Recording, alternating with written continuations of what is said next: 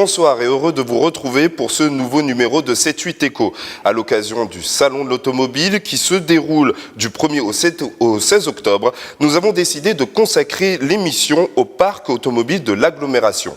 Premier département de France dans le domaine, avec des entreprises comme le Technocentre Renault ou encore Nissan et des PME qui gravitent autour, il est important de faire un point sur ce secteur d'activité. Alors, quels sont les enjeux? Sommaire. Nous irons au salon de l'auto interviewer Frédéric Robin. Il est le directeur de l'entreprise D3 située à Guyancourt. La PME est spécialisée dans l'ingénierie automobile. Nous ferons un point avec lui. Focus sur l'ESTACA. Cette école, arrivée il y a un an à Saint-Quentin-en-Yvelines, forme les futurs ingénieurs automobiles. Avec son pôle de recherche, l'école est à la pointe de la technologie. Et puis, nous ferons un point sur l'événement Versailles Grand Parc qui se déroulait le 17 septembre dernier. Le public a pu découvrir les énergie de demain. Point sur les forces du parc automobile saint-quentinois et dans les Yvelines. Les Yvelines, c'est le premier département automobile de France. C'est aussi celui qui dépose le plus de brevets dans le domaine des transports. Le territoire regroupe 150 entreprises automobiles constituées de constructeurs, d'équipementiers et de bureaux d'études. Au total, le secteur emploie plus de 45 000 salariés. Les plus grandes entreprises de l'automobile sont dans notre région, comme le Technocentre Renault à Guyancourt, BMW France et Mercedes-Benz à Montigny-le-Bretonneux, Nissan West Europe à Voisin, Peugeot Citroën Automobile à Vélizy-Villacoublay ou encore Chrysler à Trappes. Avec toutes ces entreprises sur le territoire, il est naturel que beaucoup s'y implantent. Alors, quels sont les avantages de travailler dans le premier département automobile de France? Frédéric Robin, dirigeant de l'entreprise D3, spécialisée dans l'ingénierie automobile, nous répond au micro de Wilfried Ritchie. Nous sommes donc au Mondial de l'Automobile à Paris, porte de Versailles, en compagnie de Frédéric Robin. Bonjour, vous êtes le dirigeant de cette société D3 qui est créée en 2008 et qui regroupe 7 sociétés aujourd'hui. Présentez-nous un petit peu votre société. Bonjour, le groupe D3 en fait est composé de 7 sociétés. La majorité de notre activité est sur Guyancourt, dans les Yvelines. Toutes ces sociétés aujourd'hui travaillent principalement pour le monde de l'automobile, d'où ma présence ici. Et après, il y a un certain nombre d'autres structures qui travaillent pour le groupe et aussi à l'étranger. On est aussi présent à Los Angeles avec Vintech. Et il y a aussi une entité Vintech en France qui s'occupe de la restauration de vieilles voitures. Votre créneau, c'est le design automobile, pour simplifier un petit peu? De manière très générale, c'est le design automobile, la maquette automobile, le concept car. Donc on va vraiment du dessin jusqu'à la voiture roulante. Votre présence aujourd'hui, c'est quoi? C'est pour parler business, pour voir un petit peu ce qui se fait aussi chez les autres? Voilà, voir ce qui se fait chez les autres, voir des clients, voir nos réalisations aussi, comment elles sont présentées. On a fait pour Citroën le concept car C Experience, qui a été dévoilé il y a une petite heure. Mais évidemment, c'est du business. Par rapport à votre implantation sur Saint-Quentin-en-Yvelines, qui est une terre où la plupart des grands constructeurs sont présents, j'imagine que c'est pas anodin. Expliquez-nous un petit peu ce positionnement sur cette agglomération. On est nous dans un business qui est un vrai business de géographie. Notre activité et l'activité de nos concurrents, on est tous dans un rayon de 5 km. Autour des constructeurs automobiles que sont PSA et Renault, il y a 2 grands constructeurs en France, Renault et PSA, et tout le monde dans le design travaille autour des constructeurs. Comment vous travaillez justement avec vous les démarchez, ils vous sollicitent, comment ça se passe un petit peu en coulisses qu'on comprenne? Un peu des deux. Il y a nécessairement un petit peu de démarche. Après, ils nous connaissent, ils connaissent nos compétences, ils connaissent notre savoir-faire, ils viennent nous voir avec des projets. C'est toujours des appels d'offres, on est en concurrence avec les gens qui ont le même métier dans le coin, et puis on répond, et puis après c'est que le meilleur gagne. Sur les Yvelines, généralement le département est le premier département automobile, il y a un fort soutien à la filière, il y a aussi ce projet VDCOM qui se développe du côté de Satori, vous y êtes impliqué dessus, comment vous travaillez?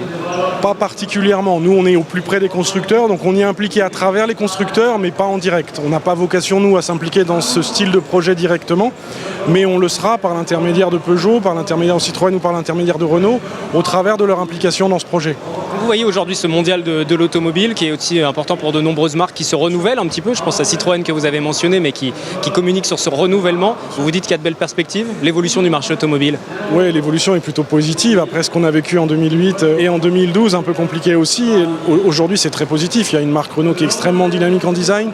Comme le disait Carlos Ghosn à sa conférence de presse, il a 30 nouveaux modèles en 4 ans. C'est colossal. Mais c'est vrai un peu pour tout le monde aussi. Toutes les marques sont plutôt dans une dynamique assez positive. Ça veut dire que l'automobile ne souffre plus finalement? Elle souffre différemment. Quelles sont les difficultés alors? C'est toujours un peu la même chose, c'est les difficultés de placement. Le véhicule autonome, c'est une vraie tendance, tous les gens ont tendance à y aller. Il y a déjà des offres, il y en aura d'autres demain. Ça nécessite un renouvellement, on voit que l'automobile dure de moins en moins longtemps.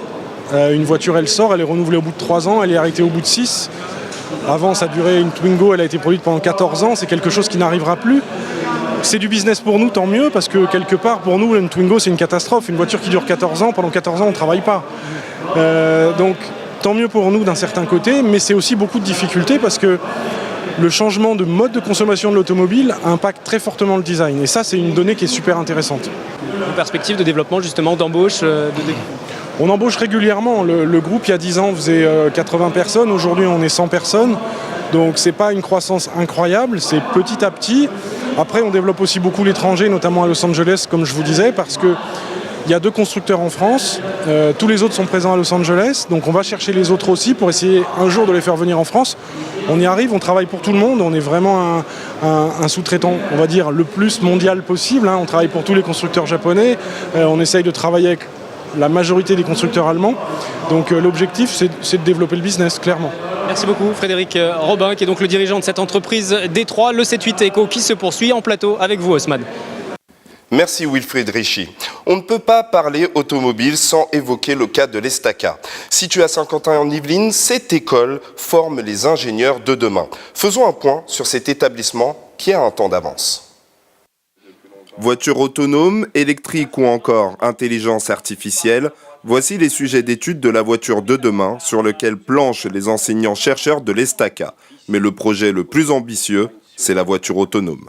Le véhicule autonome, nous on cherche donc à faire fonctionner le véhicule dans une situation de conduite urbaine ou périurbain sans l'intervention du conducteur pour assurer un confort et puis augmenter la sécurité des usagers de la route. Et pour créer la voiture du futur, il y a les enseignants-chercheurs bien sûr, mais aussi les 1800 étudiants de l'Estaca.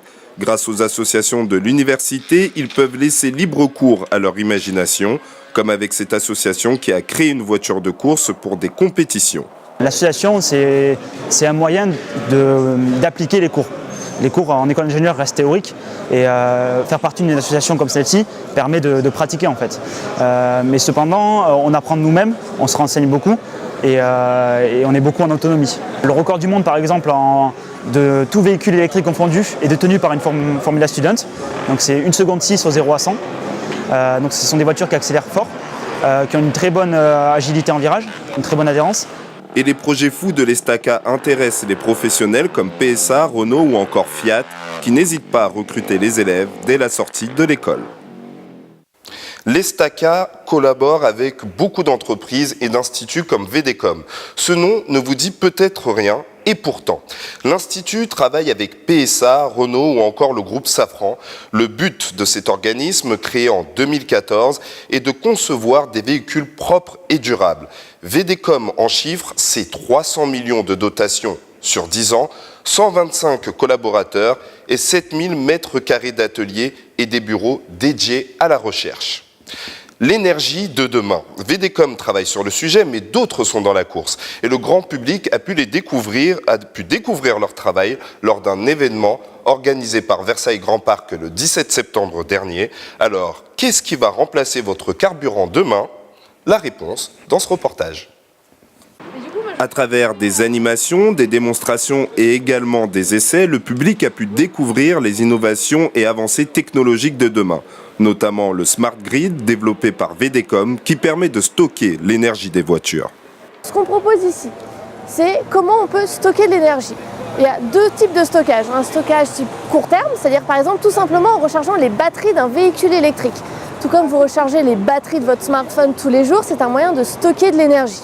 À côté, on travaille sur un stockage long terme qui est par exemple fabriquer de l'eau en hydrogène.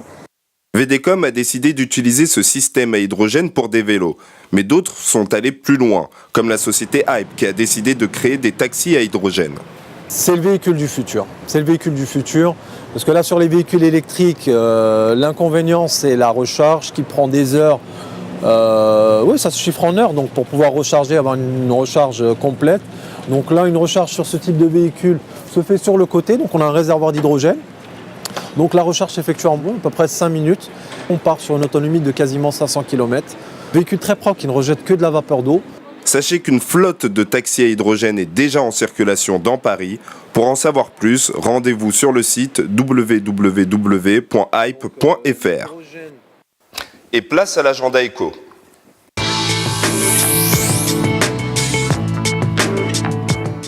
3 dates à noter. On commence avec Open Innovation, qui est un espace d'échange entre entreprises. Le but, donner une nouvelle dimension à votre stratégie. Le rendez-vous, c'est le 7 octobre prochain, de 8h30 à 18h, campus HEC Paris à Juan-Zozas.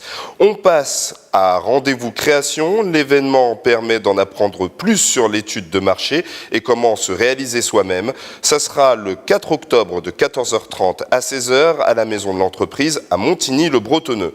Et puis pour finir, le 6 octobre, un atelier de développement vous aidera à construire une stratégie performante. C'est le 7 octobre de 9h30 à 11h à la Maison de l'Entreprise à Montigny-le-Bretonneux.